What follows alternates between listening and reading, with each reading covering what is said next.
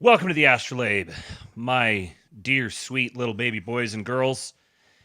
It is time for another stream. We're going to cover all the interesting stories that I've seen thus far. Now, I have to acknowledge up front here that I've been pretty much completely detached from everything that's happening for the last 24 hours or so. So I've gotten brief little snippets here and there, but I've been occupied working on some things. And so all of the information that I've got here today is basically, this is the show that I had planned for yesterday before I had to push it off to today. So this is all the stuff that I had scheduled for yesterday's show. So there's probably updates to some of these things, or there may be some major thing that just happened. Maybe the UK has nuked Moscow, and I would have no idea. I haven't been paying attention. So you guys can keep me. You can drop any significant stories that are related. You can mention them in the chat as we go. But yeah. So this is, for those of you who are new to the ASTROLABE, this is a mostly daily, with some exceptions here and there. There's a mostly daily variety show, basically going over all the interesting stories and jokes and memes and trends and narratives that I've encountered as I'm wandering my way around the internet, primarily on Twitter, and also a bunch of different YouTube shows and podcasts and such. So strap in. We're gonna have a good time today. I've got some good slop here to start us off. We're gonna talk about some fallout from the Zelensky story, which is kind of funny. That one lasted for a couple days. That was one of those big stories. It was a big story. It earned 2 or 3 days in the limelight. And now we're getting into the evolutions on the story, the fallout coming from it, and largely everything that there's kind of a little circle of us here, I'd say, on this side of the internet. We all sort of influence each other to one degree or another, but everything that we've been anticipating and predicting so far it's consistently happening. The way we see the world is the honest, we're getting like direct feedback that we're onto something, which is very validating. Oh, that reminds me, I just got the little pop-up telling me this is a good time to insert ads. I went back to the old advertising setting where I just say that I'm going to insert the ads manually, and then it just decides to insert them for me anyways. Hopefully there's fewer ads now than there were in the last one if you're watching on YouTube. Yeah, we're feeling very validated. Myself, Jason Miranchuk, Tom Luongo, Astral Flight Simulation, Pete Quinones, Stormy Waters, then there's more, Jay Burden, Oren McIntyre. There's a whole little circle of us that have been zeroing in on a lot of these storylines for a while, and it's becoming very clear that the people wielding the most sway within the Trump administration are very aware of the same problems. They've identified the same problems that we have, and they're actually working toward mitigation. So it's very good to see. It's very good to see people in charge who are at the very least competent. Even if they're going to be evil, then give me competent evil as opposed to this like blundering, inept, incompetent, just bull in a china shop thing that just wrecks everything around it. If there's competent evil, then at least we could try to plan around it, minimize its influence on us. But Politically Catholic has reminded me of something. So I was having a phone conversation with him yesterday, and I was discussing a number of things. There's a lot of things that some of us are working on in the back end, and I know I've been teasing this for a while, but I'm not just trying to string you out. There genuinely is stuff that's going on, and I can't wait till we can tell you guys more about it. We're working hard to bring you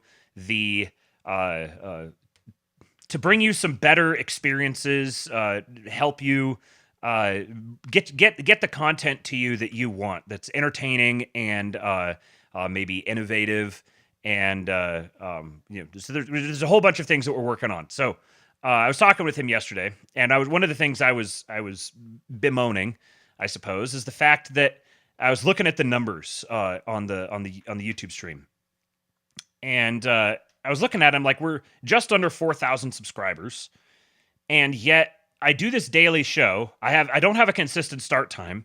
I cover lots of no topics. Everything gets copyright struck immediately and immediately demonetized. And yet, per episode, if I look at the numbers, it's something on YouTube. It's like probably averages out to about 1,400 views an episode, somewhere in that range. Of those views, typically 500 to 600 of them are live. 500 to 600 people tune into the live stream throughout the duration of it, with a peak of typically 150 up to 200 sometimes, somewhere in that range. And I was like, those numbers seem really large for a channel with under 4,000 subscribers. So I sat down with Grok and discussed for a little bit. And it turns out that Grok told me that the channel has the engagement numbers of like anywhere from like a 15 to 35,000 subscriber channel. And that the fact that I have so many things that are working against me, which are probably part of what's driving it down, but it said even accounting for like inconsistent start time and doing long streams and like that sort of thing, it said it's undeniable. It volunteered this information. It's undeniable that I'm being suppressed by an algorithm. And I was like, okay, so there's certain things that we're working on to get around that problem. This is part of the project in the back end, is getting around that problem with by taking a different tack and with some things. But the other thing I can do in the meantime is get you guys alerted to what's going on, and you guys can help me with this. You can help me fight back against the algorithm, and I have a very low cost way that you can do it. This is something that when I was talking with Politically Catholic, he said one of the channels that he listens to is a I think he called it China Uncensored or something. It's some Chinese news sort of channel that is not a fan of the current Chinese leadership, and they've been dealing with a lot of the same things. So what they came up with is something called Operation Honeypot, and what this is you've seen the memes, the Xi Jinping memes where Xi is compared to Winnie the Pooh, and so they called this Operation Honeypot. And what they do is they invoke Operation Honeypot, and everyone's responsibility is to comment a honeypot on the stream. So you comment it in the live chat, and you comment it on the stream afterwards. So if you like the stream, if you drop a comment on it, and if you drop something in the live chat, then this helps boost in the algorithm. So he said you go to one of their videos, and you go to the comments, and it's nothing but just a wall of honeypots. So we thought, what would be appropriate here? And he suggested something, and I was like, that's exactly it. That's perfect. I'm taking your idea and running with it. So for those of you who have been experiencing a bad case of the Trumps, the Trump-related ultramassive penis syndrome, we are doing a Trump's awareness campaign. Awareness for Trump sufferers. And if you support our campaign, if you are a Trump's sufferer, or you support those who are suffering from Trump-related ultramassive penis syndrome due to all the winning that we're experiencing, then comment an eggplant in the live chat. Drop an eggplant. If you're listening to this afterwards, please comment an eggplant. That's right, Slosher. Slosher saw it coming. Eggplants. Yes. So, this is Operation Trump's Awareness. For Trump-related ultramassive penis syndrome, if you are experiencing that, let me see the eggplants. There they go. Have to wait for the little bit of a delay, but there they are. Look at all those eggplants. Yeah, and then a salute. There's also salutes and there's pig dirks. So we've got oinks in the chat. We've got Trump's awareness campaign, and then we've got salutes as well. Let me throw you guys up a Roman here. It's all the rage these days. Anyways, also please like the stream, and let's get this started. Oh, I got to get the right window. Speaking of throwing up Romans, it's great that it's great that the libs keep trying to make memes. I don't know if you guys have seen. I don't have any today. Maybe I'll have some tomorrow. But there's these JD Vance memes that have completely taken over the timeline of the last couple of days, and I don't even know how to explain it. It is, you had to be there. And I'm imagining all the shit libs out there who are looking at this and they're like, this meme campaign seems like it's designed to insult JD Vance. And yet it's all the people who love JD Vance and support him who are running this meme campaign. And it's spinning off into absolute crazy town very quickly, as these sorts of things tend to do. Collecting rare Vances. There's so many rare Vances now. And it's hilarious that they tried to do this thing with like JD Vance and the couch. And even now, every once in a while, one of their shitty little lib memes will break containment, and I'll see some meme with Vance, and it's some sort of like ham-fisted insertion of a couch into the structure. It's not funny. It's just kind of like, oh yeah, look at that. Look how clever you are. You put a couch in it, and then every once in a while they produce one that's actually great, and we're like, yeah, let's take that. We're gonna use that now. That's our meme. We have colonized your meme. And that's what happened with this one. Yes!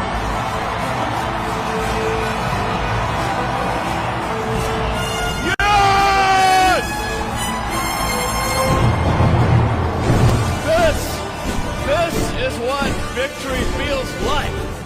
Yeah! This is important, some are not, but this one, this one really mattered. And I just want to say thank you for making it happen. Thank you.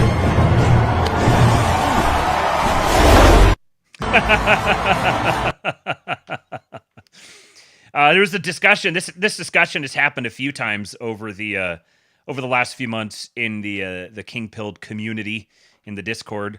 Part of maturing is realizing that the Jedi were the bad guys and the Sith are the good guys. And so that just makes this all the much better, all so much better. Yeah, this is supposed to be bad. This is great. This is what I voted for. I voted for Elon throwing up Romans and being edited in front of a bunch of Imperial stormtroopers. I guess they're not stormtroopers yet, but are they stormtroopers then? I don't know. I watched the new trilogy a couple of times, or once through, and I've never gone back to it. Okay, now I've got 3 in a row of this. The meme lords have been hard at work, and I have 3 submissions for your consumption. First one's a little long, and then the other 2 are a little bit shorter. But here you are. That was yours. We thought that baggie belonged to Hunter. You know, I think the Secret Service probably still has it somewhere. I have been stealing the money. I'm sorry, what's that now? I must to speak honestly. I steal many of USA dollars to Ukraine. Millions. Some dollars for some oligarchs also. Some for American bureaucrats also. Well, we know that, but why are you telling me this? Because, Mr. Trump, if you end war, we cannot steal any more money. We must continue war. No, the war must end. Your people are dying, Zelensky. They're dying. But I want to steal more money. What do you want? Fellatio, I can do it. No, I don't want fellatio. No. Are you sure? I did for Biden. Okay, that is what we call oversharing. Look, there's nothing you have that I want. You're not going to convince me to keep this war going. You don't have the cards. I not play cards. No, I know you're not literally playing cards. It's a metaphor. It's like I'm playing 4D chess and you're playing checkers. No, I not play checkers. There is no checkerboard, you see. Okay, let's try this. I am in the driver's seat, okay? Do you understand that expression? No, but we are not in car. No, you're right. You're right. We're not in a car. That's true. Listen, Mr. Trump, I am actor/comedian. I crave attention. Since start of war, I get worshipped by presidents. I'm worshipped by Hollywood. If war ends, no more attention, no more worship. With all due respect, Mr. Trump, this war must last forever. I tell you what, if you agree to end this war, we will do a remake of Friends. And you can play Ukrainian Chandler Bing. How does that sound? Oh, I love the Friends. This is favorite show of me. I am such a Monica. Fantastic. Okay, so let's sign the thing, and then I'll go show you the room where Bill Clinton and Monica Lewinsky did it. Oh yes, this is funny because I just say I'm such a Monica. Maybe we will go in a room and you can be Bill Clinton and I will be Monica. Yes? You know what? Forget the room. Let's just sign the document. Does anyone have a pen? Phil? Where's Phil? I need a pen. Somebody give me a damn pen. Man, watching the way that AI tech has improved just over the past 6 months or something is wild. The AI, especially the AI voice stuff. I'll just say that's of particular interest to me. I'm very much keeping an eye on this sort of thing. Let him who has ears to hear. But see, obviously the voice, the mouth and stuff isn't great, but it's almost impossible to tell. You could create voice prints of people now that have the accent, that have the cadence, that have everything where you almost can't tell that it's an AI voice. And it took them not very much time at all to perfect that, which opens up a tremendous number of different. It turns memeing into, it gives memes superpowers. Put it that way. Being able to produce quality, creative AI voice and video content takes memeing to a whole nother level. Here's another one. Now these ones aren't AI, but they are fun. Shout out to John Dwayne for tagging me in these. Get this through your head, Get this through your head, you Jew motherfucker, you! You only exist out here because of me! That's the only reason. Without me, you, personally, every fucking wise guy still around, will take a piece of your fucking Jew ass! Then where you gonna go? Your fucking warrant don't ever go over my fucking head again, you motherfucker, you! This exact conversation is one that the Don has probably had, I don't know, 517 times in his life. He's very familiar with that. He's experienced. And then here's another one. Trump and Vance negotiating with Zelensky. I come strong, then you come in. Got it? Yeah. I come strong, then you come in. Right. Well, then got it. Now you listen to me, you piece of shit. It's just you and me, and I'm gonna rip you apart. How did you cover your losses up? Huh? What drug cartel are you working with now? Okay, well, I'll talk to you. You're reasonable. No. Look at me. Yeah. You want to talk to me? Yeah. What are you doing? I'm gonna make you eat a plate of human shit. Get away from me.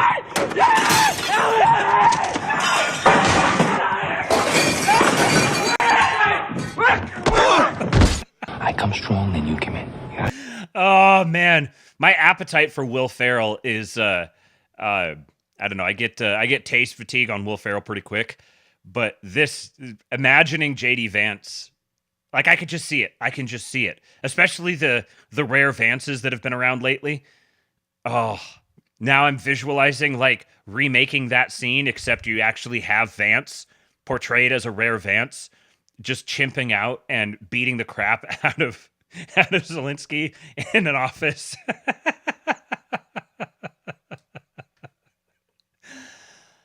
Oh man. Okay. Let's get into a little more serious stuff here. So Politico says centrist group to Dems reject radical staff, embrace patriotism. Centrist Democrats produced a 5-page document of takeaways at a retreat organized by Third Way. One of the key ways to win back the trust of the working class, some gathered there argued, was to reduce far-left influence and infrastructure on the party, according to the takeaways document.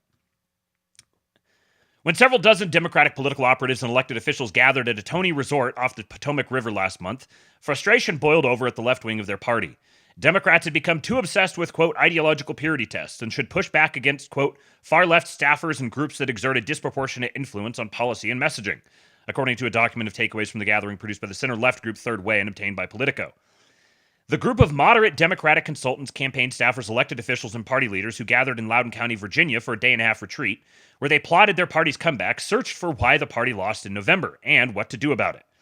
Much of what they focused their ire on centered on the kind of identity politics that they believed lost them races up and down the ballot. Now, where have I heard this story before? Doesn't this sound like the libs, it was a Freudian slip.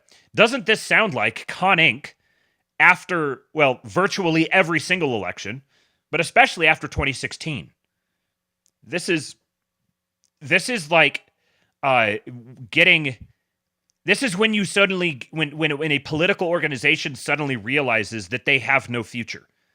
And they're now in cope mode, where they're like, hold on a second, we lost because we have too many of the radical extremists with us, and we need to start purging our radicals from our ranks. This is the exact thing that we've dealt with respect to Con Inc. for decades. They're constantly, what is it? Pete Quinones put this really concisely. He said the left promotes its radicals and the right like shuns them or cancels them. I probably misphrased it, but that's the idea. The left always invests in its most radical wings, and the right always shuns its most radical wings. Now, this throws into question the utility of the terms left and right, but that's another conversation.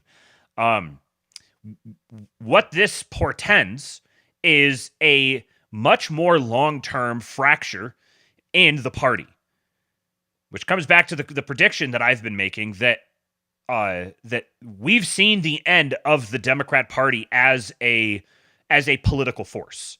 It's on the decline now. It's still going to continue having influence as it kind of peters out, but I don't think we're going to get back to a world where it's Republican versus Democrat beyond maybe the midterms, the next presidential election. Beyond that, I think we're going to see a third party arise. And when I say a third party, I don't mean a wholly different collection of people. I'm saying the people like this within the Democratic establishment are going to ultimately realize that trying to recover their party is a lost cause. The radicals are completely off the deep end, fully pot committed to whatever cliff they're running off of. And so a lot of this infrastructure and funding and personnel and stuff is going to get reallocated into a different party organization.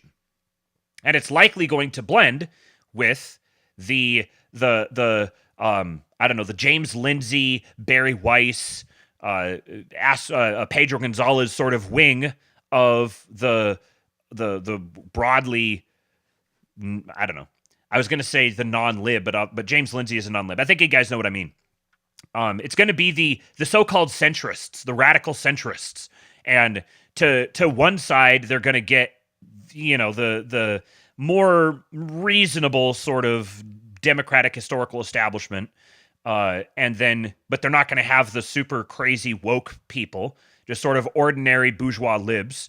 And then to their quote-unquote right, they'll venture over into like disenfranchised or DeSantis voters. That's going to be what constitutes the new party apparatus. So it's a merging of the cast-offs of the Republicans and the cast-offs of the Democrats. And the radicals of the Democrats are going to spiral off into oblivion.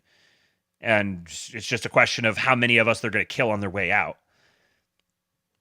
And that new party is going to be, I wouldn't be surprised if it's the Libertarian Party. Like they quite literally take over the Libertarian Party apparatus. If I was someone working within the Libertarian Party right now, and my responsibility is to grow the Libertarian Party as a political entity, that's exactly what I would be angling for. I would be angling for the Maha crowd, for the disenfranchised DeSantis types, or disenchanted DeSantis types. Those would be the people I would be angling for and trying to build a party out of that. Because then we could see the next, by 2028, there could actually be like 3 legitimate candidates. And it's Vance, who's the clear favorite, plus 2 lesser contenders. Maybe the Democratic candidate, gets 25%, and the Libertarian candidate, quote unquote Libertarian, the Libertarian Party candidate gets 15% or something like that. And that's the full death knell of the Democratic Party as a useful institution. This is a very, very good thing. This is the natural trajectory of politics, but this is how you disempower and scatter your enemies. Which would mean, I would say, the Trump administration, if they weren't working on this already, like trying to establish a, by definition, controlled opposition candidate who is like a Maha person who could run on the Libertarian, become the new Libertarian Party face. And you like AstroTurf all of the LP apparatuses to divert funding and influence and everything away from the historically Democrat Party infrastructure. Because that's what you want to get out of. That's what you want to break out of. All of the existing decades-old relationships between unions and community organizers and local city officials and city council members and all this sort of thing. You want to break up that political patronage network. And so boosting whoever Trump decides to pick fights with is going to be Trump can choose his enemies and focus all of his ire on his enemies, and he will create his opposition that way. And then he controls his opposition. So this is part of the utility in like blocking out all these legacy press organizations from the White House or from Air Force One.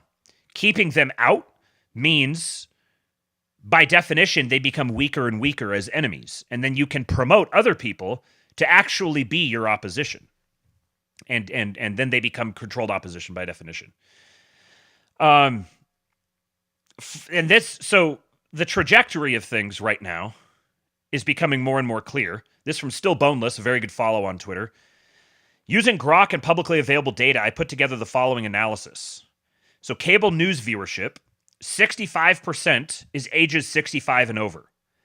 65% of cable news viewership is 65 and over. 25% is 40 and over. So a combined 90% of cable news viewership is over the age of 40. Only 10% in the under 40 bracket. Now, the Trump approval rating, ages 65 and over, 45%. Ages 40 to 64, 46%. So just slightly marginally more popular with the broadly Gen X. This is like solidly boomer. This is with maybe some silence still around. This is broadly Gen X with a little bit of boomer and a little bit of millennial. And then this is millennial and zoomer. 60% of the under 40 age bracket, Trump's approval is at 60% of the under 40 age bracket. So there's a very clear connection here between cable news viewership and Trump approval rating. And cable news is one of the key verticals for the Democratic Party / old regime power infrastructure. So they're going the way of the dodo by like natural means. Oops, that's appropriate. And then they're being replaced, and what's going to be replacing them is an increasingly Trump approving media model. So Trump's popularity has not peaked. Trump's popularity is beginning to grow. That's where we're at right now. Someone is watching all of his dreams die in front of him. So be prepared to watch these types of people. They're already making some of their moves. Be prepared to watch them pivot and sell out to try to maintain their influence. It's already happening with some people, and it's going to continue happening. He's pivoted. Jake Tapper, fake Tapper, has pivoted completely from, I saw a compilation clip of him discussing all of the absurdities that people would suggest that there's something wrong cognitively with Biden. This is just inappropriate. To now, he's like writing a book about how it was covered up, how Biden's mental decline was covered up. It's shameless, but it's also like, again, recognize this for what it is. It's an expression of weakness. It's desperately trying to cling to relevance with the recognition that relevance is passing you by. Got a couple super chats here. Let me hit those real quick. $5 from Samoa Bob. He says, the grift was too good for too long for them to give it up this easy. Dem leaders are too addicted to the Gibbs. Yes. And they're just going to they're going to get more and more desperate and shameless as it goes. So every time you see them do that, you could take that as a big white pill. Then we got $2 from Jackalope. He says, tonight is the night Trump gives the Empire speech. I hope so. I'm so looking forward to this speech because it could be a big one.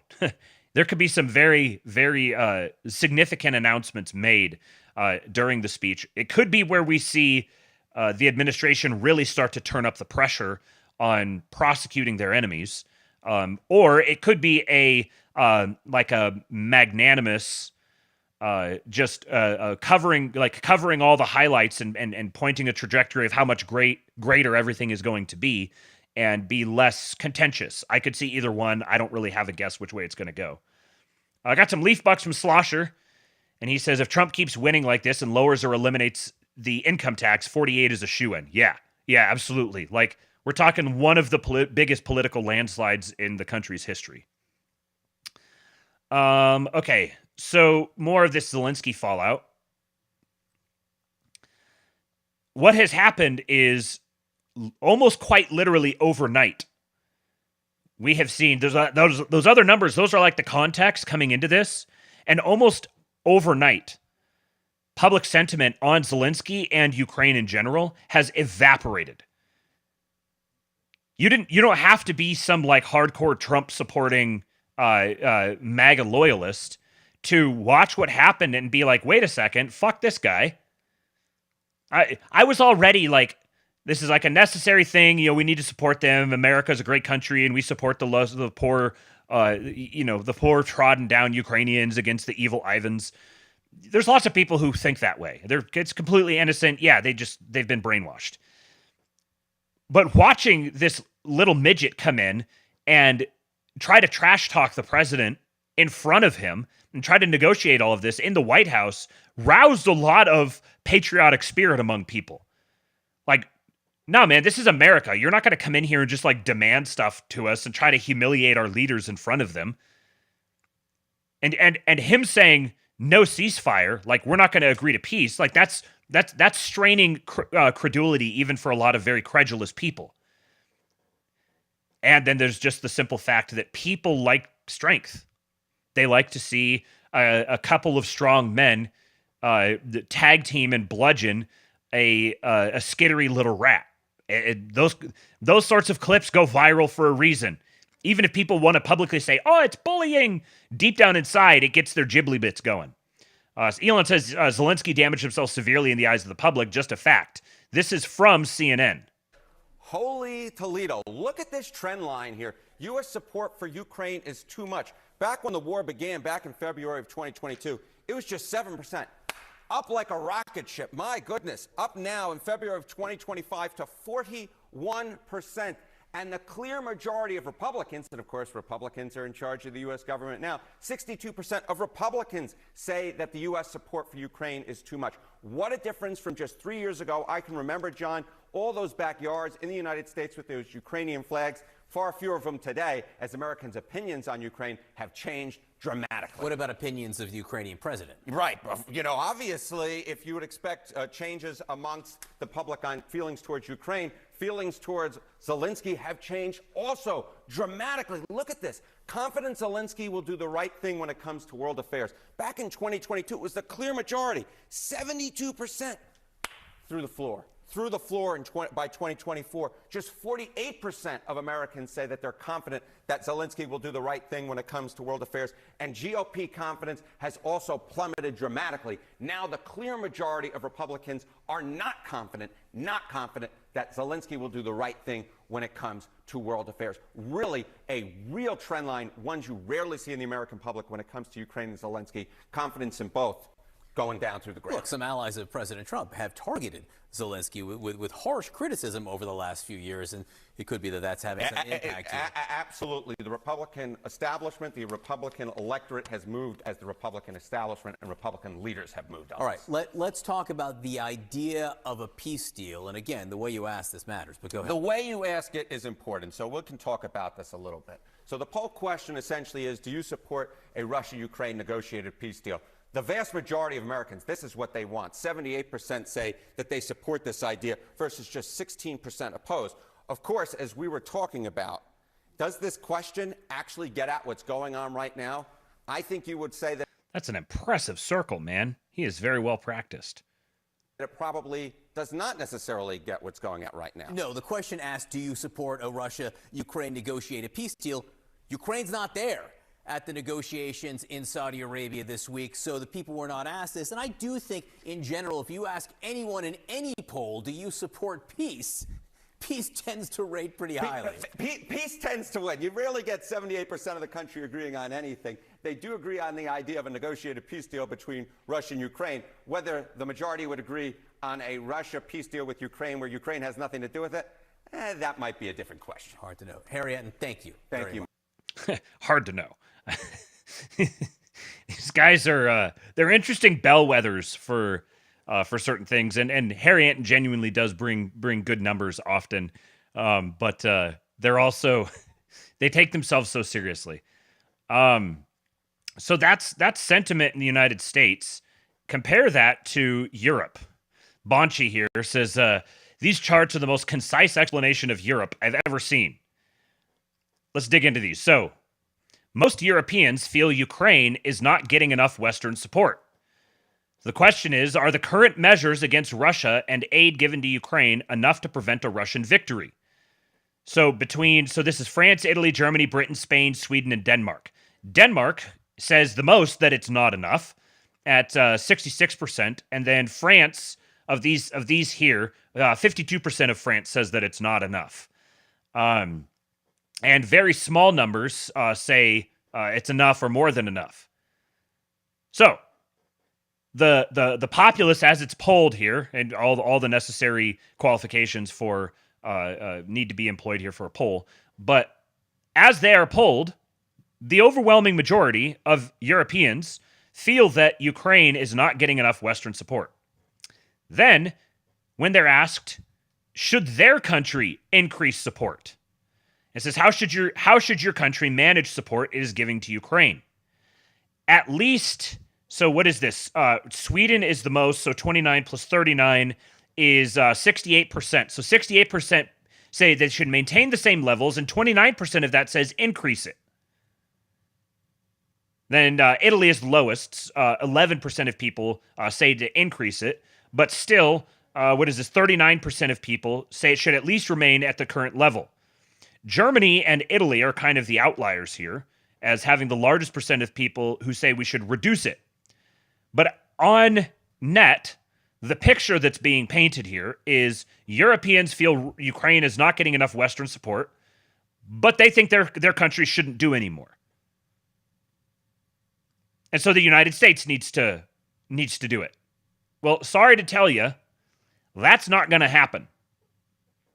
It is not in our interest whatsoever to be involved in this process, any more than whatever the absolute bare minimum. Because yes, there is realpolitik and there's existing relationships, and it's not realistic to just, there isn't. You couldn't even begin to describe what it would look like to just remove all U.S. support and influence from the region. It's way too. There's going to be a major drawdown, and there's going to be little elements that are still remaining, and invariably, people are going to hype those up as, look, we're still there, yada. But like, I mean, what's the standard here? Like, not a single American citizen sets foot in Ukraine or anywhere in the general vicinity. There's obviously going to be influence and investment and companies and whatever else there. And to the extent that there are companies or property owned by Americans in the Ukraine, the United States is going to have an interest in protecting the assets of its people in those countries. Now, in the past, it's been very selective which assets are actually going to get protected, and some, in fact, are not going to be protected at all. If anything, aspects of the U.S. government have been promoting European persecution of American property, American assets. So there is absolutely an incentive here for the United States to maintain some kind of security presence in the area with respect to whatever assets and investment Americans have in that area, so that they can advocate for American interests. This is why I think the proposed deal, supposedly, to whatever extent this is real and not just kayfabe, but the supposed deal where the United States gets, what it was is, if I understand it correctly, the deal was $500 billion, and it was tied to these supposed rare earth minerals, and it was that Ukrainian tax revenue was going to, all total Ukrainian revenue was going to be directed toward the United States to make up those numbers until and unless the rare earth minerals caught up to it. So we're just, the country is for hire. If you want to hire us and you want to pay us, we'll perform a service for you, but only if you're going to pay us. And if you're not going to pay us, we're not going to perform the service. Very transactional. This is the new paradigm. And nobody is used to it, and nobody wants to adapt to it just yet, but there's overwhelming influence flooding in that direction. The new paradigm is going to be, there is no global hegemon. There's a whole bunch of different people with their own influences and their own priorities, and all these different things are being handled transactionally. So we're going to negotiate. The answer is never no. It's at what cost? If you want our country to come protect you, provide you a security guarantee, all right, well, then it's going to cost you half of your country's tax receipts. You're just going to be a client state, because that's the natural relationship. And if you don't want to pay all that, then okay, you don't need to take our protection. We're not going to force it on you. $5 from Slosher, he says, socialist mindset in a poll if I've ever seen it. Yes. So there really is a deepening divide, I think, between European and American people, where increasingly Americans are seeing themselves more and more as Americans first, and not just like a European outpost. And Europeans are having to come to grips with the fact that America is not some like little upstart, far reach of the empire trade outpost. We're not the little brothers anymore. The America as a political entity cannot be tethered down to European interests anymore. European interests have been floated by Americans for a long time. And we've gotten some out of it. We've also gotten screwed out of it. That's not going to be the case anymore. And Europeans are going to have to come to grips with that. It's going to take a lot more for, the Europeans are going to be a lot slower to that than the Americans are. The American sentiment of being American first and not European American, I think, is going to develop and proliferate a lot more quickly than Europeans recognizing that they now have to take the little brother posture. They're the junior partners. Each European nation is going to have the opportunity to be a junior partner to the United States. And if they're not going to be a junior partner to the United States, they're going to be a junior partner to Russia. That's their choice. They get to make that decision themselves. This is nicely articulated here by Mike Schellenberger, shared by Marjorie Taylor Greene, and Tom Luongo said, the only difference between Mike and I here is the lack of invective and the California accent. There's something I need to say, and I need to be blunt. So let me start by saying I love Europe. Truly love Europe. I love visiting Europe. I love Europeans. I have European friends. I respect the relationship we've had for a really long time. You Europeans do not respect Americans. You can protest and say, no, we love America. No, you don't. We know you look down on us. You think you're better than us. And in some ways you are. You know, you work 35 hours a week. You have longer vacations. You've got this magnificent culture. We get it. But any relationship in which one side doesn't respect the other can't last.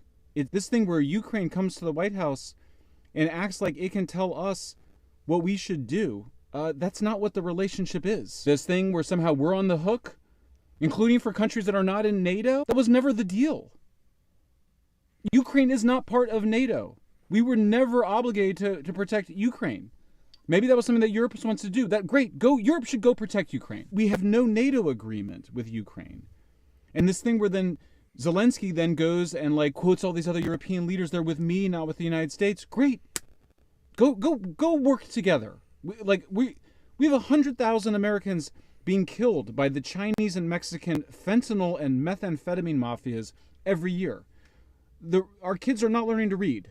We have thousands of veterans with PTSD and are hurting. We have been at war in the Middle East for a quarter century. It's been 80 years since we bailed out Europe. You have your own militaries. You have your own nuclear weapons. I've been trying to be really indirect about this for years. I've been trying to be soft pedaling that you guys don't get it. Europeans do not get it. You guys think that this relationship is going to last forever. You think that because something's written down on a piece of paper, it's going to last forever.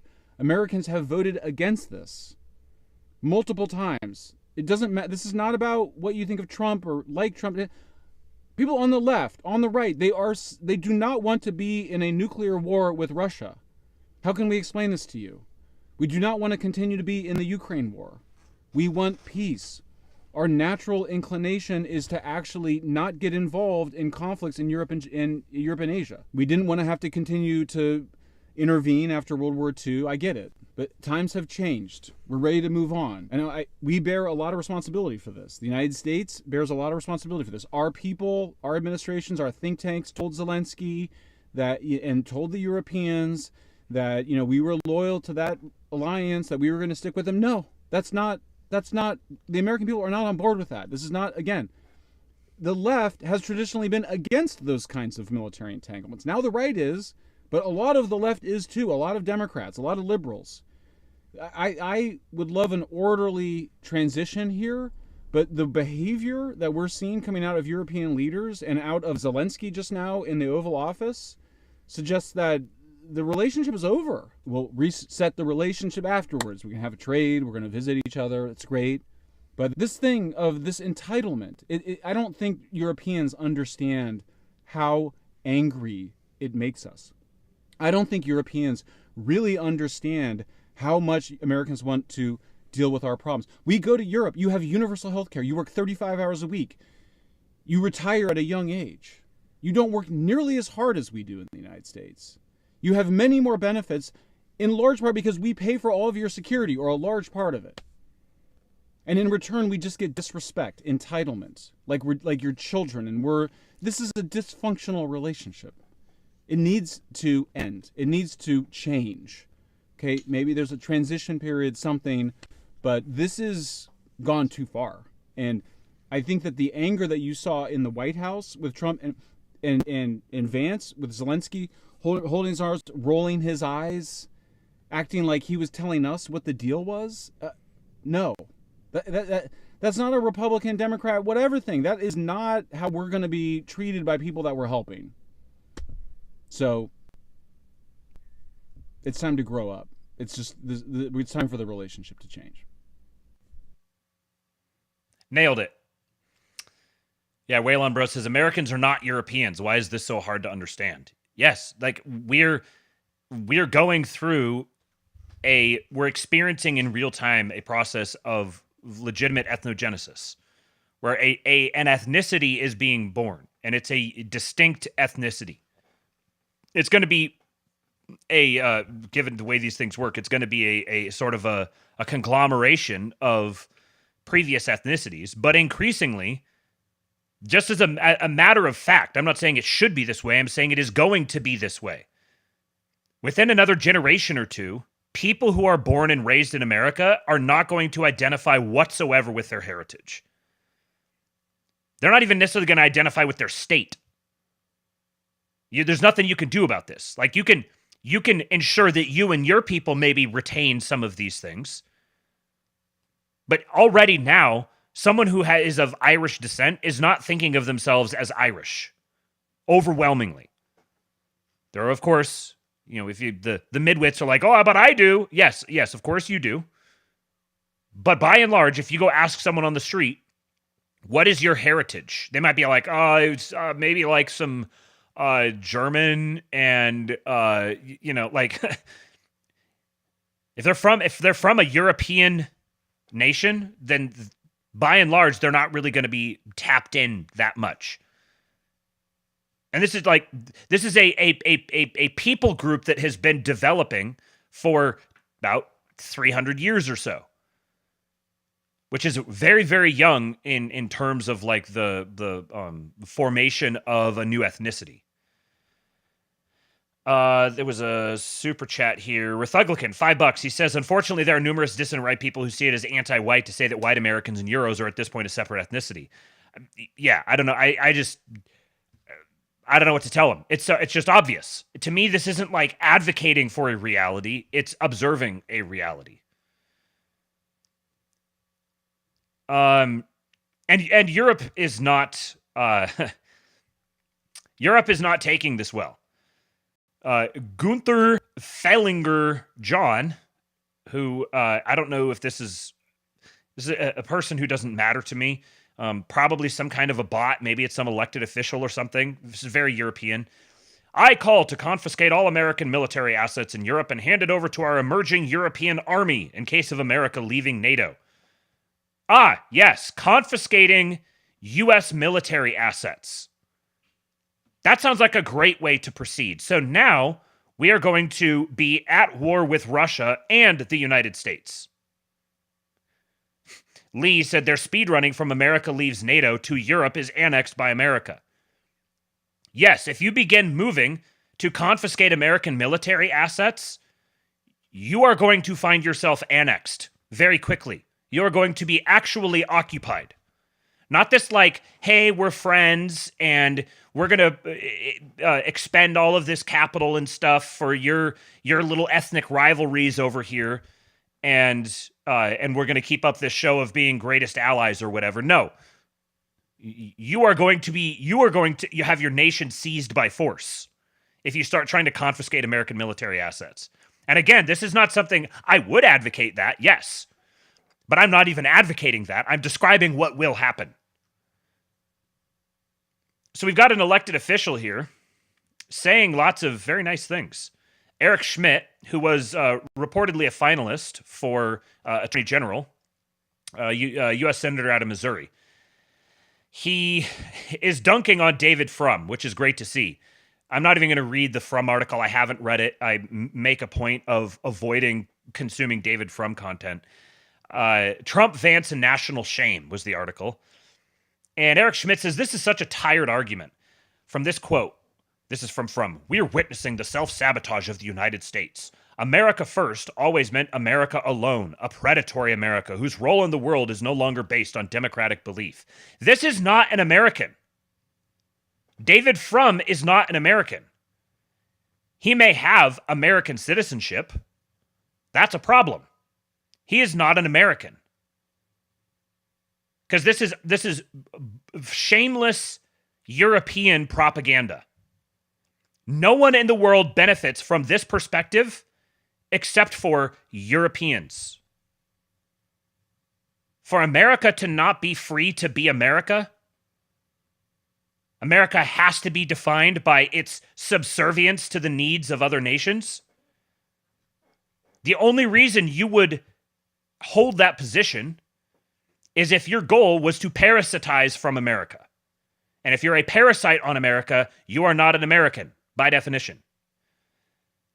Eric Schmidt's a little bit nicer. He says, America first means a foreign policy based on tangible American interests, not empty abstractions. Foreign adventurism isn't conservative at all. It's Wilsonian liberalism in new clothes. The future of conservative foreign policy is realism. So we have a sitting senator calling out Wilsonian liberalism as foreign adventurism. He says the conservative worldview is realist. We oppose utopian ideology in all its forms because we recognize that we live in a fallen world. Humans are flawed and imperfect creatures. We can't build heaven on earth, and it's highly dangerous to try. Remember the Tower of Babel. Now, I would quibble with a little bit of the framing here, but that's more of a intra-Christianity dispute, which I think is better left out of the timeline. He says that means we approach the world as it is, not as we wish it could be. We live in a world of scarcity and limits. A foreign policy that protects and advances American interests must understand that. We have to make tough choices about when and where we use our resources. The Wilsonians, neoconservatives and neoliberals alike, used to dominate both party establishments. They saw the world in terms of abstract values and insisted that those values, rather than concrete, tangible national interests, must direct American foreign policy. But the truth is, America can't end human suffering in every corner of the globe. We can't rid the world of evil. And if we try, it will result in catastrophe for our country. We have to pick our battles. Here's what I told Politico after my speech in Munich last month. Quoting from this Politico piece. It's sort of a throwback in many ways, Schmidt said. Whether you want to call it prioritization, Jeffersonian, or Jacksonian, I dispute the term isolationist 100%. I consider myself a realist. That's a smear, an intellectually lazy argument, and it's wrong. I'm not talking about withdrawing from the world. If you accept the idea there is some scarcity, you have to make tough choices. And when you do move, you do it with overwhelming force, and you win. End quote. Pacific pivot. Europe has relied on U.S. defense spending for too long, blocking a full shift to confront China's growing military power, Schmidt argues. Quote, if European nations ponied up to the level the United States does, they would free up about $300 billion a year, which we could deploy elsewhere, principally in the Indo-Pacific. With a strained industrial base, if we're making equipment almost exclusively for a land war in Europe, you might be neglecting the long-range fires you need in the Indo-Pacific. Back to the thread. People like David Frum, who personifies the failed foreign policy of the last few decades, say this makes us isolationists. That, of course, is ridiculous. We support overwhelming shock and awe shows of force when it serves American interests. See the Mexican cartels. What we don't support is spending down our blood and treasure in places where our core interests aren't served, which kneecaps our ability to use maximum strength in places where they are. So there you go, David Frum. That's the real meaning of America First. Very heartening to hear sitting senators talking in this way. Now, of course, there's always the danger of, oh, this is he's just saying what we want him to hear because he wants to justify redirecting all of this into China. And okay, sure, whatever.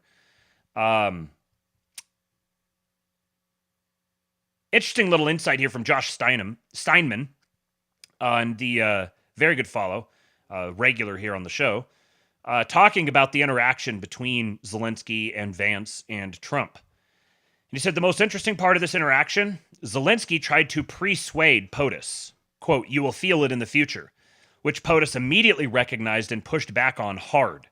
Neuro-linguistic jousting with the master. Didn't go well. Waiting for Scott Adams' read. And someone replied and said, is this actually the Jack Murphy? It is. He's blocked me. He said, it read like a threat to me. And Josh Steinman said, you will be happy in the future if you do X is classic persuasion per Cialdini, if I read him correctly. Total trap, reframes the listener's expectations subconsciously.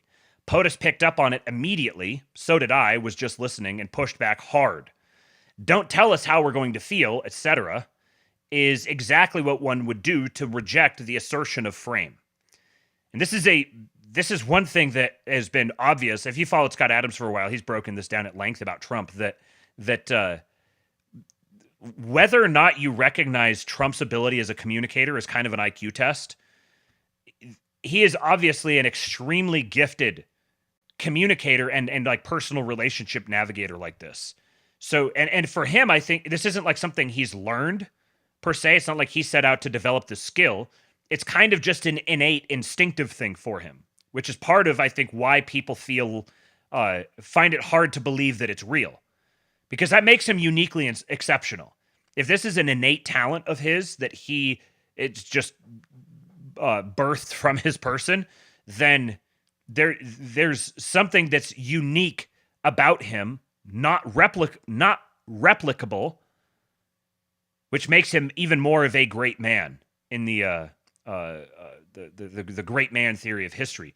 Just notice Trump's body language here at the moment that I lost the spot. I can't remember exactly where it was, but at the moment that Zelensky says, you will feel it. feel it in the future. Hey, I got it. But you have nice ocean and don't feel now, but you will feel it in the future. Whoop. God bless. You don't know that. God bless. You don't God know that. bless. You Don't- will not you have gotta- a war. Don't tell us what we're going to feel. We're trying to solve a problem. Don't tell us what we're going to feel. I'm not telling you. Because I'm you're in no answering on position this to question. dictate that. That's Remember exactly this. what I'm not You're in dictating. no position to dictate what we're going to feel. That, you could see it in the body language. He just immediately like twitched and he was like, no. I'm putting the kibosh on this now. So it feels like it's been forever since I got to enjoy some Giga Jew content. So let's get some Trumps in the chat for our Giga Jew. I don't think anybody had any idea that Zelensky would be so impertinent, so disrespectful, so insulting to the United States of America. Look, this is one of the great moments in the history of American diplomacy. The way that President Trump and J.D. Vance stood up for American interests on the world stage, the way that President Trump defended Americans after years of being fleeced and abused and taken advantage of and taken for granted, millions of American hearts swelled with overflowing pride today to watch President Trump put Zelensky in his place. The only reason that Zelensky has a country, that Zelensky is in power, is because of the United States. Americans have suffered economically, funding this war now for years.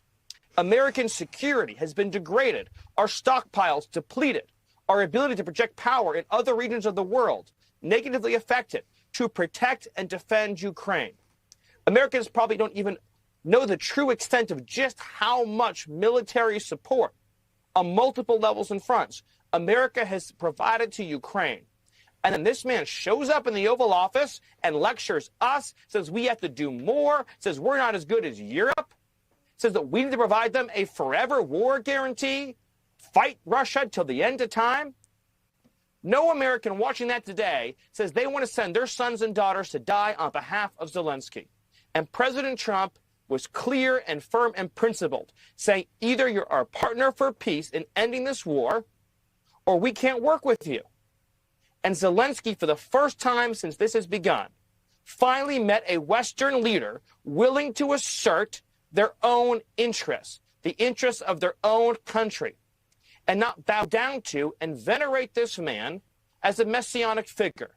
Americans have watched with horror as Zelensky has been treated as a messiah. Our hearts all break for the suffering and loss and death. But you know what would be even worse? World War III. And today, President Trump said, we are not going to let this escalate into World War III. He defended the Oval Office, he defended the White House, and most importantly, he defended the American people. And I was honored and proud to be there to witness this moment in history. Power levels rising. Samoa Bob says Zelensky really pissed Miller off. Yeah, he did. You could see he felt this personally. Straight Buster says, I'm liking this narrative that Americans escaped Europe to get away from Europeans. Yeah, that's right. Yeah. We came all the way over here to get away from you guys. Now you need to go away. And then here's another Stephen Miller clip. There were many remarkable and disturbing things. I think I got that started late. There were many remarkable and disturbing things that Zelensky said. He repeatedly rejected President Trump's statement that we should pursue a ceasefire. Right. How could you reject a ceasefire? And you know, he kept saying Europe's doing so much more than us. Well, then what do you need us for? If he's saying Europe's so great, then why are you coming and begging and pleading to us for money and protection and guarantees? Yes. President Trump is a peacemaker. He will fight for peace. He had peace for 4 years under his previous term. And today we saw what it's like to have a strong leader in the White House, and the whole world saw what it's like to have a strong. I think every man needs a maybe this is a startup, free startup opportunity for you guys. Every man needs his own personal hype man Giga-Jew that he can employ anytime he needs to get pumped up for something. Anytime he needs that, what is that, like in the court dynamic where you have the you have like your your fixer guy who you call him out, you call him forward, and he comes out and he defends the king's honor with that rabid enthusiasm. Can we get can we reappropriate one of the Tesla Optimus robots to be just call it Gigajew, and you can get a Gigajew subscription and he'll be there for you when you need him. That's a free one for you guys. We got Marco Grande here, or a Macro Rubio, who his reaction here is kind of funny too. And notice that it's Stephen Miller who is talking to a friendly about this, and you've got Marco Rubio going out and talking to Caitlin Collins. But what specifically do you want to see President Zelensky apologize for? Well, apologize for turning this thing into the fiasco for him that it became. There was no need for him to go in there and become antagonistic. Look, this thing went off the rails. You were there, I believe. It went off the rails when he said, let me ask you a question to the vice president. What kind of diplomacy are you talking about? Well, this is a serious thing. I mean, thousands of people have been killed, thousands. And he talks about all these horrible things that have happened to prisoners of war and children, all true, all bad. This is what we're dealing with here. It needs to come to an end. We are trying to bring it to an end. The way you bring it to an end is you get Russia to the table to talk. And he understands that attacking Putin, no matter how anyone may feel about him personally, forcing the president into a position where you're trying to goad him into attacking Putin, calling him names, maximalist demands about Russia having to pay for the reconstruction, all the sorts of things that you talk about in a negotiation. Well, when you start talking about that aggressively, and the president's a deal maker, he's made deals his entire life, you're not going to get people to the table. And so you start to perceive that maybe Zelensky doesn't want a peace deal. He says he does, but maybe he doesn't. And that active, open undermining of efforts to bring about peace is deeply frustrating for everyone who's been involved in communications with them leading up to today. And I think he should apologize for wasting our time for a meeting that was going to end the way it did. He should apologize for wasting our time for a meeting that was going to end the way it did. Now, I'm very much sympathetic to the idea that this was a setup in both directions. It was very clearly a setup on the Zelensky side. So, like, first he isn't going to do the mineral deal, and then suddenly he is going to do the mineral deal. And it just so happened, if you listen to Alex Craner, there's a podcast, I think it was one with Alex Craner, Tom Luongo, and Martin Armstrong on Capital Cosm. Might have come out on YouTube today. I listened to it. I'm a Capital Cosm subscriber on Substack, and I listened to it over there. But I believe it was in there that they discussed this, that Zelensky rejected the deal publicly. I've got something here about from Scott Bessent. Well, actually, let's play this here, and then I'll continue with what I'm explaining. So here's Scott Bessent confirming some of the details on the lead up to how this negotiation was bearing out. President Trump sent me there to, again, we were supposed to bring the Ukrainian people closer to the U.S. people, send a strong signal to Russian leadership that they had not only shared values, but now shared economic interest, and also have a strong signal for the American people that their tax dollars were actually going to work. Instead, President Zelensky and I had a very tough 45-minute meeting at a very loud decibel level, and I kept telling him, Mr. President, the purpose of this is to show the Russians there is no daylight between us. And at the end of the meeting, he said, well, I'm not signing this. And I said, at the end of the meeting, I said to him, what do you want to go out and tell the press? I said, because I don't want to go out and show the Russians that there's daylight in between us. And he said, well, I'm going to go out and say I'll sign it in Munich.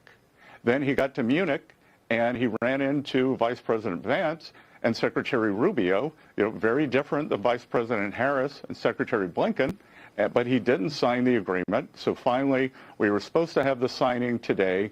It was supposed to be a great day, and this is one of the biggest own goals in diplomatic history. Well, biggest own goals, indeed.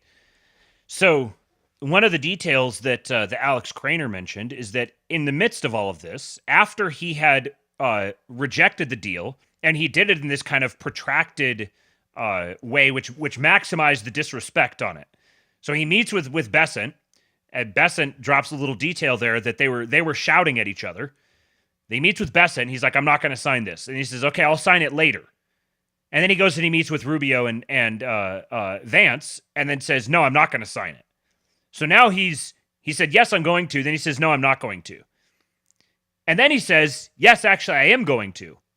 And between him saying I'm not going to and him saying I am going to, Boris Johnson met with him. So he goes and meets with Boris Johnson, then comes out and says, "Actually, yes, I am going to sign it, and let's do it at the White House." So this was very obviously a setup to try to create a scene here and place the administration under political pressure to try to force them to acquiesce in the way that Zelensky's handlers want him to. And the backdrop to all of this is go listen to that podcast and another one that Tom Luongo and Alex Craner did recently. It might have actually been on Capital Cosm as well, but they broke down how this is actually there's an overwhelming amount of evidence showing that there was a deal that wasn't super talked about, but it was talked about in January, where Zelensky went and signed a 100-year guaranteed protection deal or whatever with the UK. And it's going to cost him like $3 billion a year or something like that. And part of this, from the sounds of it, it's a very boilerplate sort of agreement in public that hints that there are other secret documents associated with the deal. And the speculation is that the Brits have actually laid claim to that land, to those minerals, and to the ports that you would be exporting stuff out of. If that's the case, the Trump administration is aware of this. And it's very clear at this point that they know exactly what sort of games are being played with them. So this was equally a setup from the opposite direction, where Zelensky's playing like he has a full house, and he's very obviously bluffing on behalf of his handlers, who are it's very obvious who they are. And so they're like, "Okay, yeah, we'll have this here, and we're going to call your bluff. We're going to flip it on you, and you're going to face plant super publicly. And now it's going to become even more evident that you are not the chosen one, the poor, aggrieved, beset Churchill or whatever. You're an actor and a proxy for other interests that are going to increasingly reveal themselves the more protracted this gets." Because what the administration needs is for public sentiment to turn on this whole thing enough that they can actually make the moves that they very obviously want to make to detach us from being beholden to NATO and I'd say the UN, and ultimately to break the euro. These are the aims of the administration. And I've been saying that that the United States is going to be withdrawn from NATO during Trump's first term. It may be, and then I was thinking, well, it's probably going to happen this year. It may happen this month. The way it may wind up happening is that the rest of NATO withdraws and leaves the U.S., essentially, which, okay, works for us. An admission here from Zelensky talking about this after the fact. He dropped a very interesting little nugget. Now, this is a translation, so just listen closely. If I am to be changed and I'll hear, how can I put it, with what's happening with the support, to change me, it will not be easy, because it is not enough to simply hold elections. You would need to prevent me from participating in the elections. And it will be a bit more difficult, so they'll have to negotiate with me. And I said that I'm exchanging it for NATO membership. And then it means that I fulfilled my mission. There is NATO. It means I've fulfilled my mission.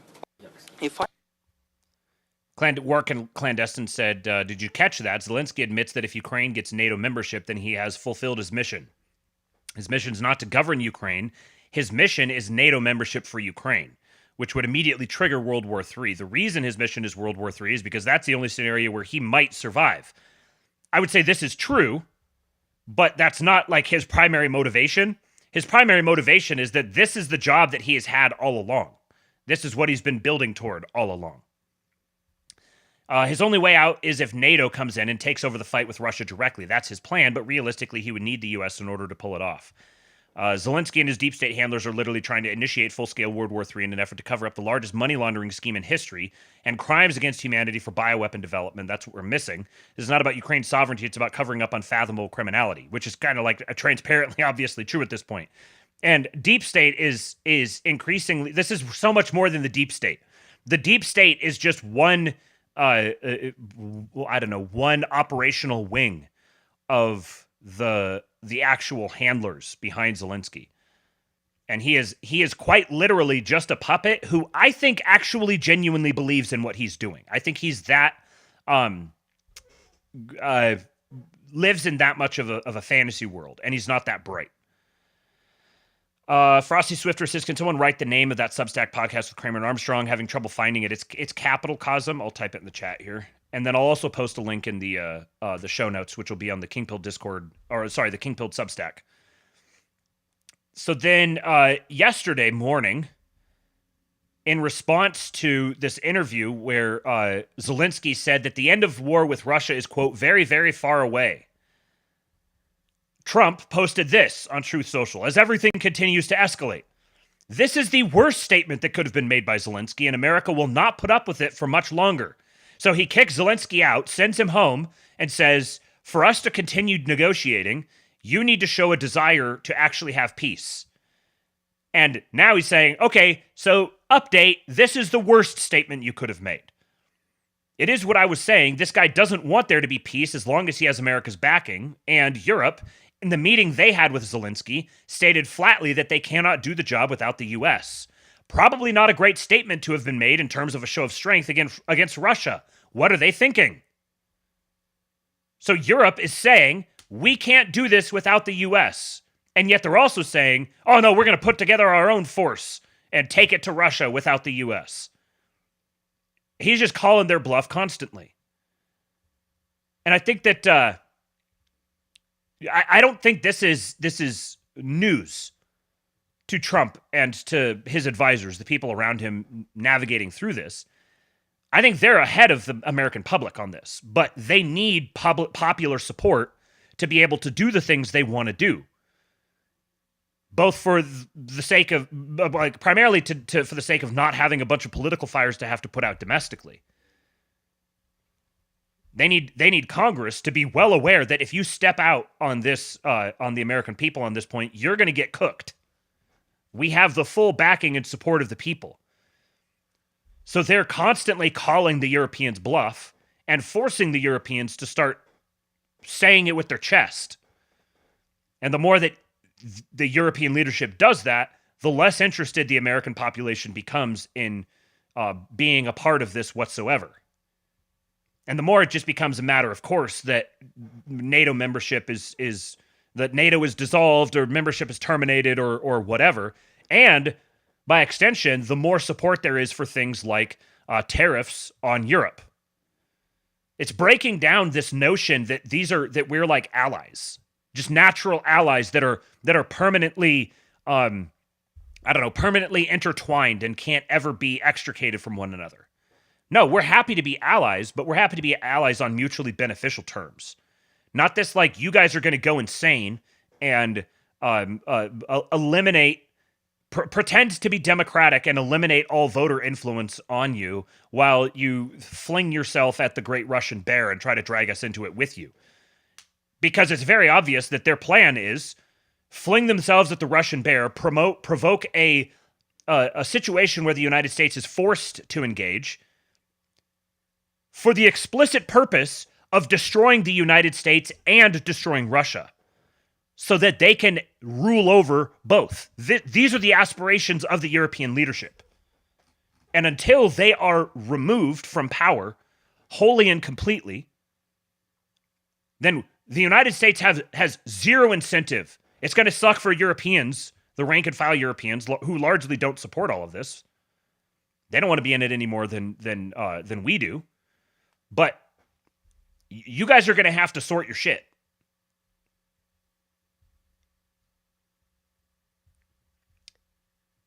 more Trump Trump mob boss rhetoric here. Everybody has to get into a room, so to speak, and we have to make a deal.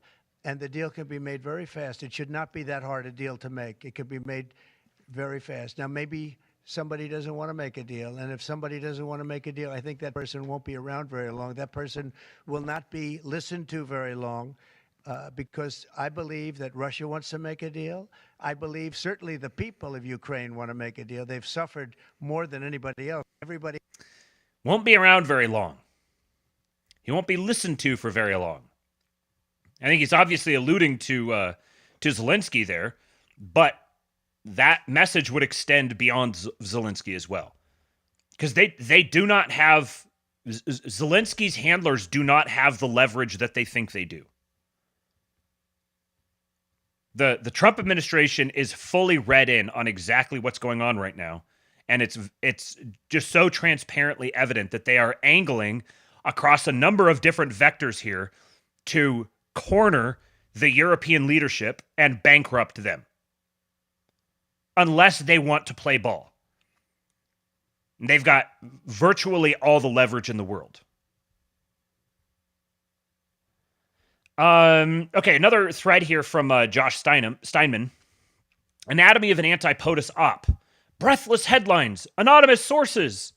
We say fake news a lot, but don't often catch it in the act. But not today. We got a live one. Let me break it down for you how the international left runs ops.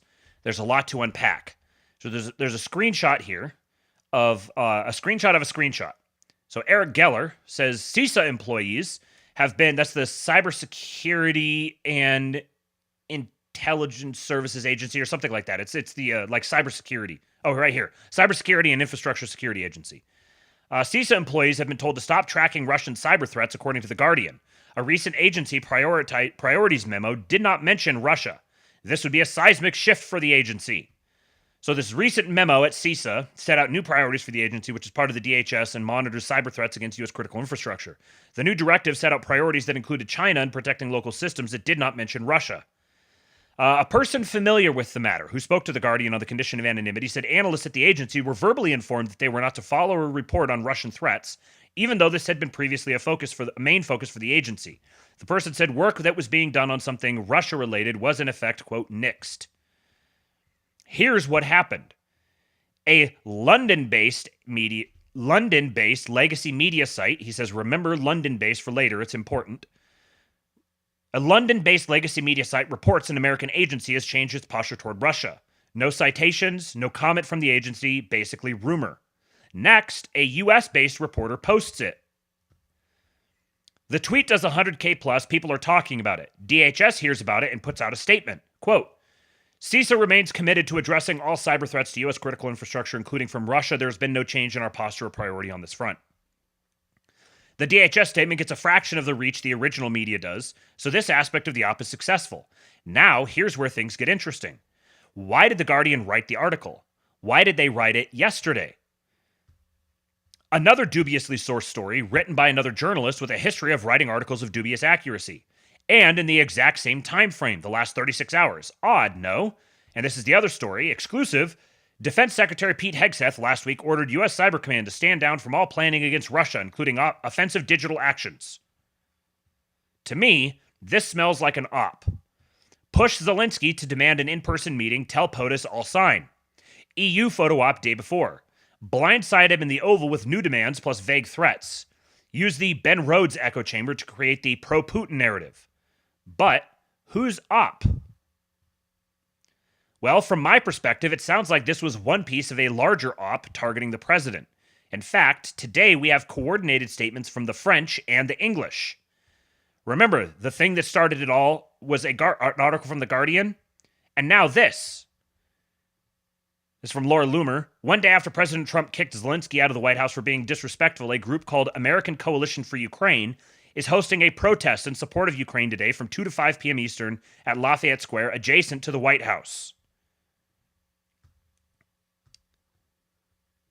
Josh says nothing happens in a vacuum, and that includes the threats apparently made to President Trump by Zelensky. So if I were advising Pam Bondi, I would, out of an abundance of caution, open investigations into former officials involved. were their Logan Act violations. Notice how all of a sudden Susan Rice appears out of nowhere and seems to be very well read in on everything that's going on and feels the urge to come out. Haven't heard hide nor hair from her for a long time, but she has to come out and start doing the rounds. Look at the pile-on from the usual suspects. You think these people aren't all on Signal group chats together? Of course they are. Next, they'll push Congress to hold hearings. They'll use leaks from holdovers in the admin to dribble out rumor plus speculation. Now they'll push back on this observation. These things aren't connected. But if you architect these ops well, the way Ben Rhodes did, they're top-down. Not every player knows they're being played. So don't take their breathless denial seriously. Just stay frosty. And then, this from Molly Hemingway. Yesterday, Susan Rice said of the Trump-Zelensky meeting, there is no question this was a setup. Remember, they always blame you for the thing they're doing. This was a setup. They set it up. They tried to do a setup, and they got set up. She revealed full knowledge of the mineral agreement, complained that it didn't include concrete security agreements, meaning apparently commitment of U.S. troops on the ground if conditions merit, and then mischaracterized Trump's behavior, counting on most Americans to not have watched what transpired over the entire hour in the Oval Office. She goes on, this is a long tweet, but she says, the immediate and near identical reaction of leaders over various European countries in support of Zelensky's temper tantrum yesterday also suggests a high level of coordination and indicates a setup. All very interesting. And then, right on time. I disagree with everything that the lieutenant colonel has been saying. You know, I'm just some simple Indiana Look at this boy, fucking but when piece I of watched shit. This event today, I want to know why our ally is allowed to disrespect the United States of America, the leader, the current leader of this free J.D. world. Vance owes But let me Zelensky finish. an apology. President Trump owes Zelensky an apology for the way he was treated. For what? I demand it. I demand that they give You demand. Okay, so UN resolution number 2. I demand that Alexander Vindman, anybody named Vindman, be sent to Gitmo. That's what I demand. Say preposterous things like Zelensky owes an apology for being attacked. I'm going to go ahead and say something outrageous. Actually, I'm going to go. If the price of you say that Ukraine wants peace, I think J.D. Vance should resign. How about that? We're just going to go throw crazy stuff into the air. You say Ukraine wants peace. Yeah. If Zelensky wanted peace, then he would have kept his mouth shut. What? He did until there were lies. What? What was the J.D. lie? Vance didn't lie about anything. They were talking about not diplomacy. That wasn't. That's not what he was said responding that to. today. That's not what he was No one responding said to. that. He was No one said responding that. We've got our base black man here with a tie and a jean jacket, apparently. Interesting. Look at this. Ursula von der Leyen, Roberta Metsola, Antonio Costa, the exact same tweet. Literally just copied and pasted. This might even be all run from one person who has all of these accounts. They just have an account management software, and they're posting the exact same tweet, word for word. And then, DoD Rapid Response said, to be clear, SecDef has neither canceled nor delayed any cyber operations directed against malicious Russian targets, and there has been no stand-down order whatsoever from that priority. Ezra Cohen-Watnick, shout out my Q boys out there, says, who was behind the coordinated series of fabrications? The notion that there was a stand down on protecting the United States from the number 2 hostile cyber actor was obviously false. And someone said, find them and fire them, LA Dog Lover. And Ezra Cohen said, may not be U.S. officials. Interesting. If you think that people aren't getting rooted out behind the scenes right now, you haven't been paying attention. There are ops within ops happening. What a time to be alive. Let's see here. So, little update on the Epstein story. Go listen to the most recent Inquisition. Go to Astral Flight Simulation on Substack. Listen to the Inquisition. The most recent one was with Stormy and Astral. And they were saying basically the same thing I was about these Epstein files, that they're being used to drag out and basically as blackmail and they're also being weaponized to go after embedded enemies within the like in this case the SDNY and the FBI. There is an operation happening with this. It's not all the people who are just like, they're just posted on the internet. Give it the database. Go to the database. Look at all the names. I appreciate the enthusiasm, but understand this is like main character syndrome. If you're really mad that they haven't just posted all the documents publicly in a forum for everyone to just go pour through, like a WikiLeaks dump or something, you don't understand what's happening. This is an incredibly this is not just like, oh, there was like some sex trafficking that was used as blackmail. This is an entire global money laundering operation that has been in place for decades. Once you start tugging at this, once you start pulling at this, you're going to be unwinding stuff for a very long time. And one of the biggest pieces of leverage right now is this list. And the fact that it's not public means it's something that can be held over people's faces, over people's heads. And they could be forced to start talking or to acquiesce because they don't want their names out there. Once you just publish everything, it's no longer useful toward that end. So it would be, this is like libertarian thinking. Just abolish the Fed. Yeah, it'd be very nice to not have a Fed. It'd be very nice if there wasn't an Epstein list and there wasn't like a global network of money laundering and sex trafficking. But publishing the list doesn't break that network. In fact, it makes it harder. If you want to break that network, what you need is government officials in positions where they have an incentive to go after that network and break it apart. And that's going to mean withholding the information in various ways. So what we did find out, this is from Astral here. Go follow him on Twitter now. He's at True Believe with a V instead of a U. He says, Stormy and Astral vindicated immediately. The Epstein files were never about what's in the files. It's about purging Trump's enemies, especially in New York, Comeyland. James Dennehy refused to comply with Trump admin requests for agents who went after January 6 defendants. So James Dennehy, the head of the FBI in New York, forcibly resigned Monday. After President Trump's victory, he sent an email urging resistance to dig in. He's allegedly accountable for concealing the Epstein files. So now, let's see if he had any more here. Trump's endgame is complete takeover of the American political system and reshaping it in his image. Yes, absolutely. If you're sitting around waiting for the files to be released to like learn something new, you're going to be disappointed. The majority of stuff is already public. There's like little individual explosive things that might be surprising, but mostly you're just getting confirmation of stuff that we already know.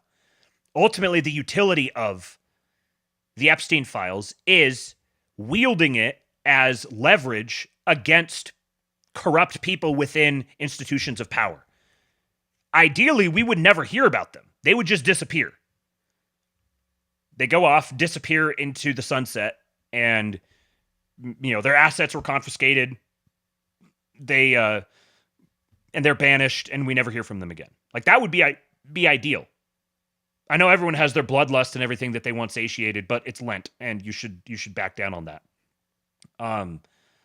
But already we're seeing this whole thing happens, and suddenly the head of the FBI in New York is forced to resign. If you can't connect the dots, I don't know, start practicing dot connecting. A couple more stories here, and then I'm going to call it. This one here. A new advertisement in DC is appealing to federal workers fired by Doge, aiming to siphon them into New York. Doge said, "You're fired. We say you're hired. New York wants you." And I was thinking that there was a related story here.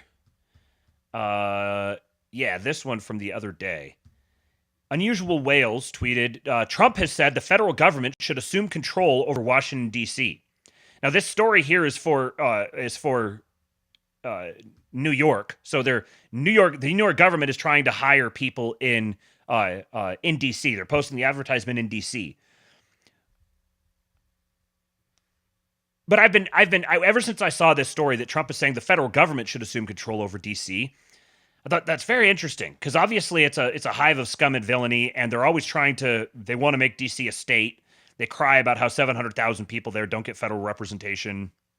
And my guess is that this is one of the angles. So here we have New York trying to transplant as many of those people as possible into New York to form New York into a stronghold. I'm sure similar things are going to happen in DC. And so it may just be that, and I at this point now, I wouldn't be surprised if this is a viable attack vector. I wouldn't be surprised if they already have a gamed out plan with contingencies and stuff for this. But having the federal government assume control over DC in some, I don't know exactly what this would look like. I'd be very interested to know, but it may be a necessary defensive measure for the federal government to take a much more direct and active role in governing DC, cleaning up the crime both on the street level and in the office buildings, and then we could kind of start getting funky with it. Like what could DC be turned into? There's some interesting thoughts here from Vagrant of Rhodes, powerful poster. He says, a call for dreams, a call to build. Washington, D.C. and our laboratory of reconquest. Trump should turn D.C. into a true golden age city, clear the riffraff, enact tight criminal controls, host melees, parades, expos, jousting tourneys, etc., showcasing truly American traditions and talents, embellishing the city's grand central planning by building more monuments in the key American architectural traditions, federal, neoclassical, art deco, gothic revival, etc., and making it a pilgrimage site for our heritage, a true center of Americana. A hub of wonder and enchantment for Americans that celebrates our heritage, unapologetically red, white, and blue. Soaring monuments and grand plazas could take the place of bombed-out crack dens and deserted government buildings emptied out by Doge. We could rebuild the major corridors with neoclassical facades, or even enact total renovations of existing buildings with the monies saved. Seed permanent right-wing philosophical, health, artistic, scientific, religious, education, business, and ideological ventures in the city via special permitting and indefinite municipal privileges all over the city and strategic locales. Reconquering DC, the heart of the swamp, and truly draining it by transforming it into a vision for the future of the political right in America. Christen the world's first spaceport on the Potomac. Trump could implement a cohesive style and vision to remake DC as the peak city in America, making it hostile to libs and their criminal servants in every possible policy category, running them out of town, clearing homeless encampments. He could use the military to clear out chaotic agents of liberal and narco-tyranny. Thus, he could turn DC into an experiment, an expo town, if you will, an example of how to reconquer the rest of the cities in this great nation lost to the noxious blue poison of lib rule. By taking control and dispensing proper patronage, we could end the nightmare of liberal internationalism and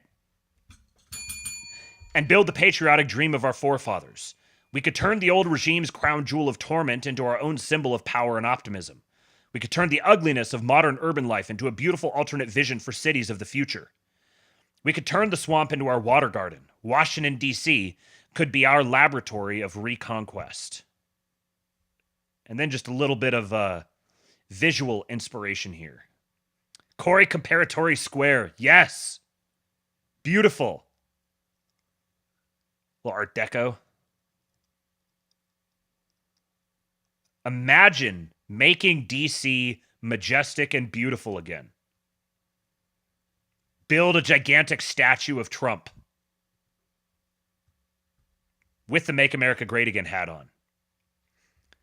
This is what I'm talking about. This is the type of spirit that I want to see. Okay, let's see here. I think that I'm going to save some of the rest of this for tomorrow. Try not to get too far behind the different stories. But let me just wrap with this very interesting story here. Quick couple super chats. Let me hit those. $10 or $5 from Screwed Up Texas says, "Blessed great Lent brother. Blessings to you as well, you and yours." And then $5 from Samoa Bobby says, "There's a major movement within the right to take back art.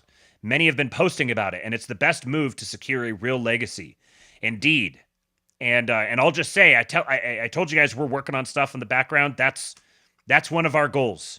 Taking back, we're going to colonize the arts.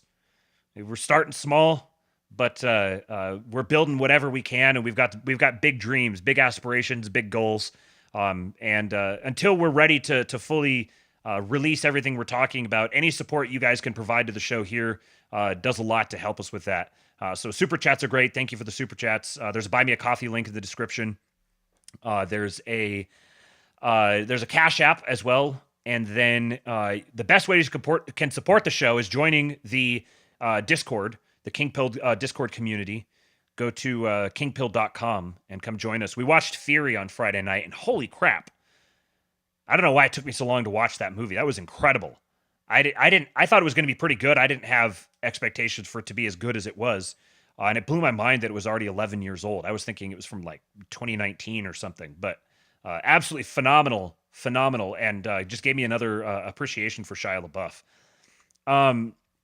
All right, last thing here from Powerful Posting Mutual, Josh Rayner. Says, if you understand this, you'll understand Ray Pete. So this is the Kurt Richter rat experiment. In the 1950s, university professor Kurt Richter conducted a gruesome experiment with rats to test how long they could tread water. We started the show talking about rats, and we're going to end the show talking about rats and testing how long they can tread water. The Rat King. Richter first took a dozen rats, put them in jars half filled with water, and watched them drown. The glass jar was very large, therefore the rats couldn't cling to its sides or jump out of it. On average, they'd give up and sink after 15 minutes.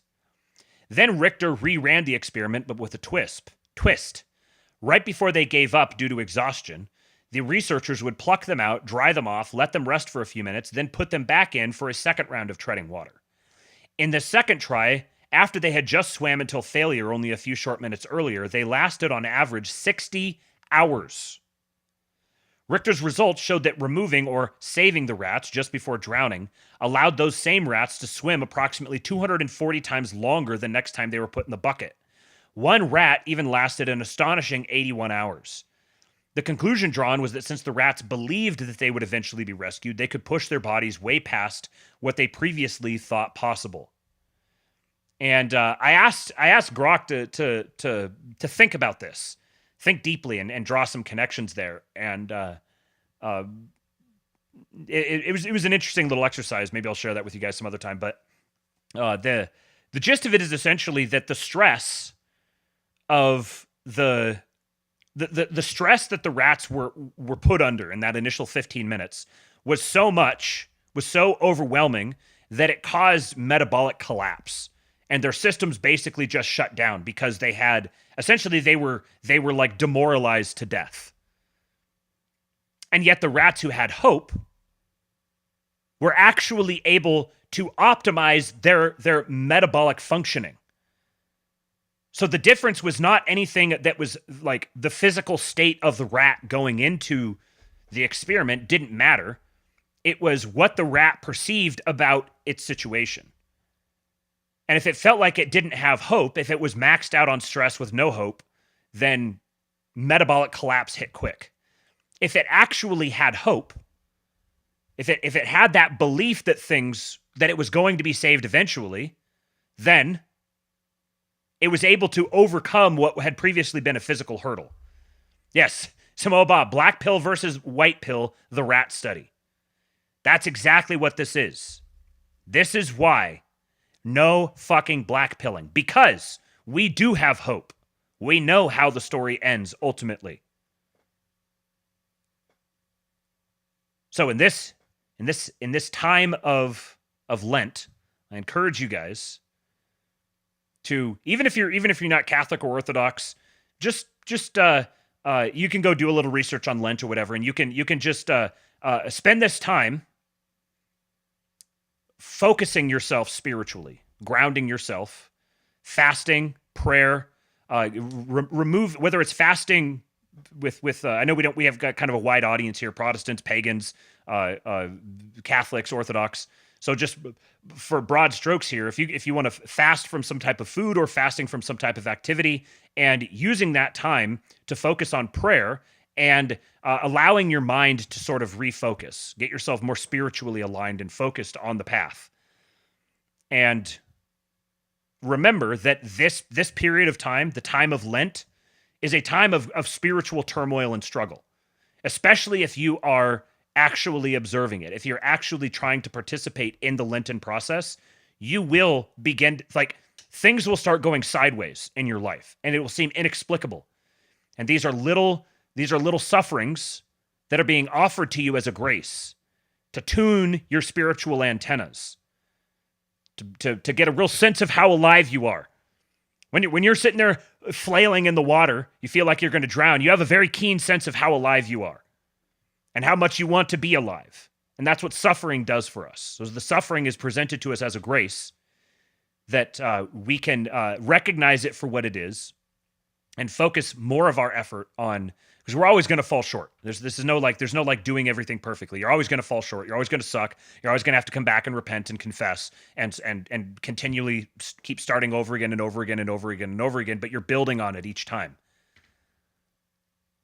So if things start going sideways for you right now in your personal life, just recognize that's because this is the Lenten season, and that's what happens.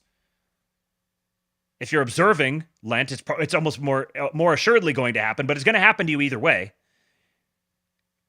And the church has given us the tools to recognize this and to, instead of trying to fight the suffering, leaning into it and meditating on the hope that we do have. And we've seen, if you have that hope and that belief, then you become physically capable of more than you were physically capable of before. Anyways, that's all I got for now. Do me a favor, hit the like button, and go join the King Pill Discord, kingpill.com. I appreciate you guys' support. Follow me on Twitter @RealKingPilled, and I will be back tomorrow with another episode of the ASTROLABE. And remember our Trump's awareness campaign. If you are experiencing an acute case of the Trumps, the Trump-related ultramassive penis syndrome from all the winning that we're doing, drop me an eggplant in the live chat. If you're listening to this after the fact, drop me an eggplant in the comments below as a show of awareness for the Trump's sufferers. And for now, I leave you with Hulk. When they took a shot at my hero, and they tried to kill the next president of the United States, enough was enough.